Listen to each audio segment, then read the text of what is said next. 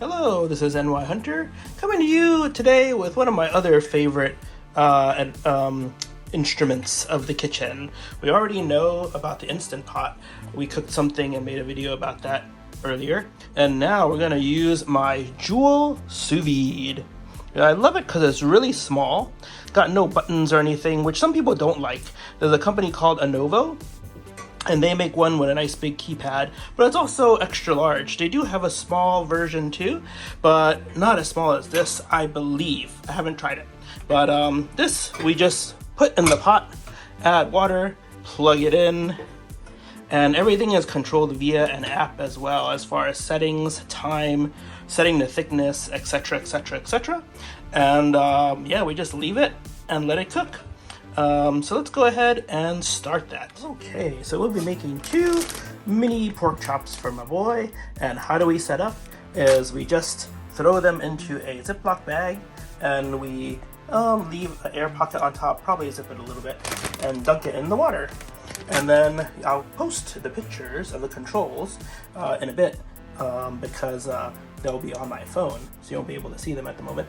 But after we set the thickness and the time, it'll cook in this pot of water. And notice how small this pot of water is. As far as I know, the Anovos I've seen cannot do that, so I really like this Joule. But like I said, there is a small version as well, and I have no experience with that, so maybe it can be in this small space as well. But we will continue. And here we are. We've already started it.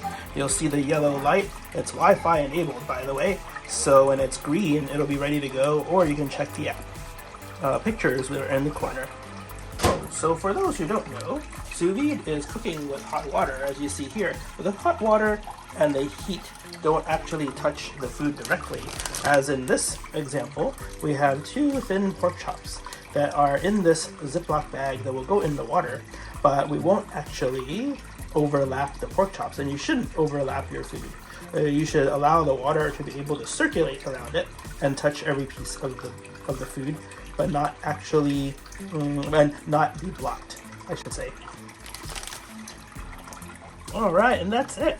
It's turned green, so we know the water is the right temperature, and I checked the app as well. I put the pork chops at the bottom of the pot and folded the bag over. Put a little clip here just in case so it doesn't move. Water does that sometimes, moves things around. And put this towel here just to catch any splash that comes over. Sometimes with bigger pots and bigger items it does splash more. This one doesn't look like it's splashing much, but you can see that the water is just about at the top of the pot. So anyway, should take about a half an hour. We'll come back and see the finished product in a bit. Alright, looks the same, doesn't it? But it's flashing green, so that means it's done. We're gonna shut it off via the app.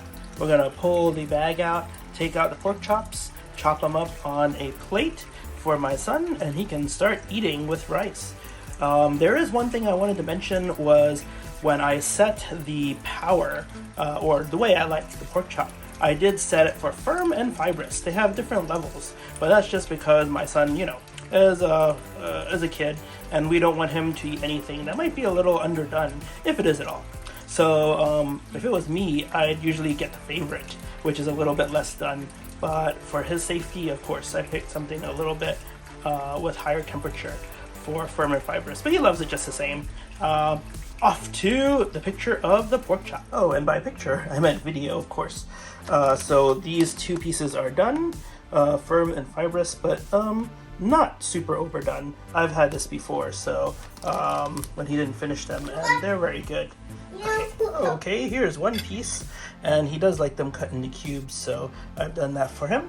I always want to try one to make sure it's okay. We can see that it doesn't look like it's underdone at all. A little fatty maybe. From the other cuts, it is firm and fibrous. Sorry for the shadow. And let me try it.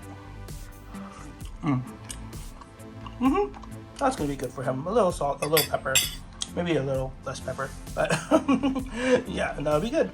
I think that's it. One more look at the machine over there. The Joule sous vide machine. Like I said, Anova is the other brand and makes a very good one. The full size one or regular size one is very large in my opinion, but the mini one may work just like this. Check them out. The Joule and Anova's are the companies that I know.